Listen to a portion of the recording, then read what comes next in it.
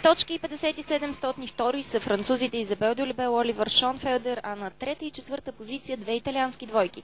Федерика Фела, Масимо Скали и Ана Капелини, Лука Ланоте. Днес е заключителната част от състезанието, волната програма, която ще определи носителите на медалите. През следващите 45 минути ще видим изпълненията на 6 най-добри двойки. Започваме с номер 5. Натали Пешоа Фабиан Бурза от Франция.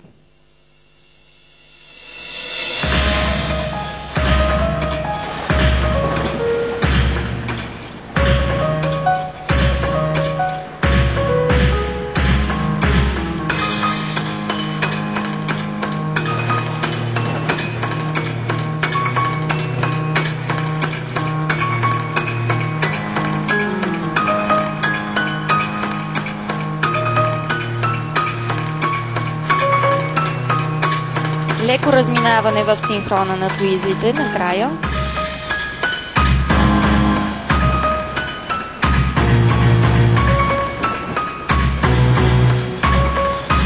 Тук вече е доста сериозна грешка, което ще намали значително точките, които ще получат за тази серия от стъпки по диагонал. И тук, както и в оригиналния танц, дуетите задължително трябва да изпълнят две различни серии от стъпки, туизли, пирует и 4 различни вида поддръжки. В оригиналния танц те са само две. Ето и първата поддръжка. Не беше стабилен Фабиан. Струват ми се притеснени французите. Много по-добре показаха волната си програма на тренировка.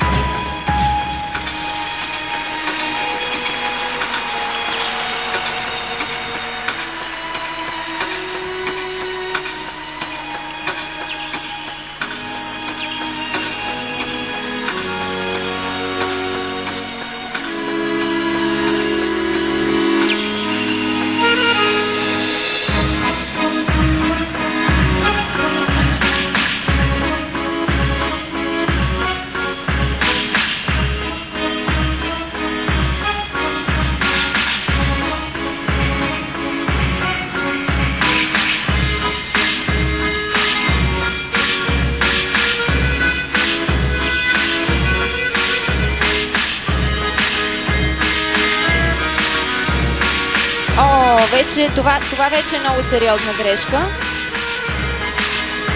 Добре, че поне беше на края на стъпките по кръг, така че елемента все пак ще бъде зачетен.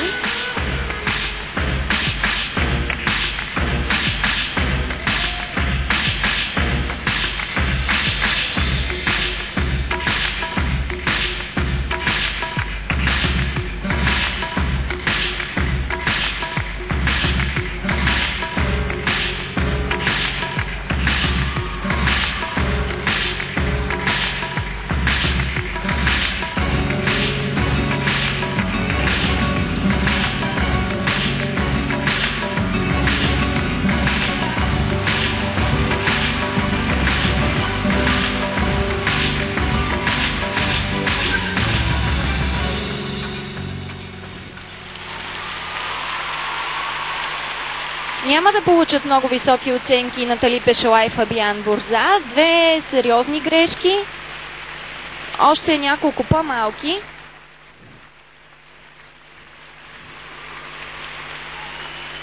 Вероятно напрежението все пак оказва голямо влияние. Натали и Фабиан са една двойка с вече опит от няколко години на голямата сцена.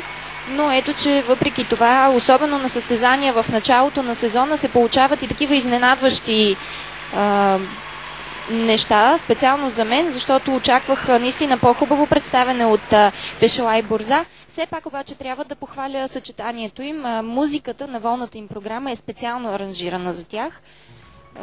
Модерен аранжмент от Асен Мерзуйки. Ето виждате тук разминаването на синхрона в туизлите в началото. Вероятно сега ще ни покажат режисьорите на предаването и двете сериозни грешки, които направи Фабиан, които ще им костват доста точки от оценките. Хубави поддръжки, наистина много оригинална композиция, много красиви, интересни костюми. Но все пак това няма да е достатъчно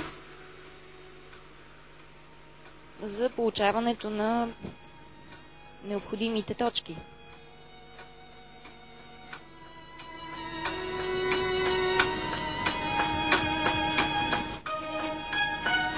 Много приятна двойка. Това е втората по сила двойка на Франция след Изабел Дюлебел и Оливър Шонфелдер.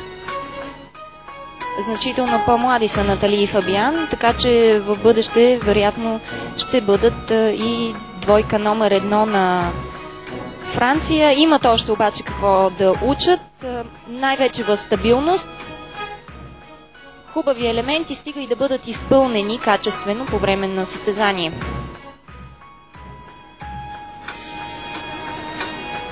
Ето го това падане, което между другото ще им донесе доста голямо наказание, тъй като изгубиха и ритъма, закъсняха с музиката, пропуснаха доста голяма част, около 5-6 секунди не можаха да влязат в ритъма на музиката. Виждате Отавио Чинкланта в момента на екрана. Това е президентът на Международния кънки съюз и член на Международния олимпийски комитет.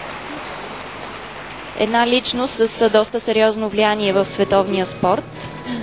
Отавио Чинкланта винаги присъства на големите състезания по фигурно бързаляне и шорт-трек.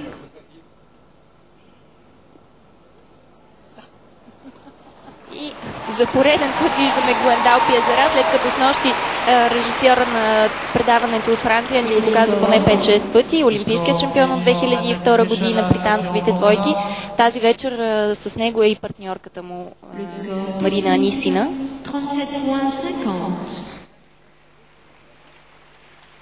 37,50 получават за елементите в програмата си Пешела и Борза, 37,04. Цели 2 точки наказание или общият им сбор е 72,54 от волната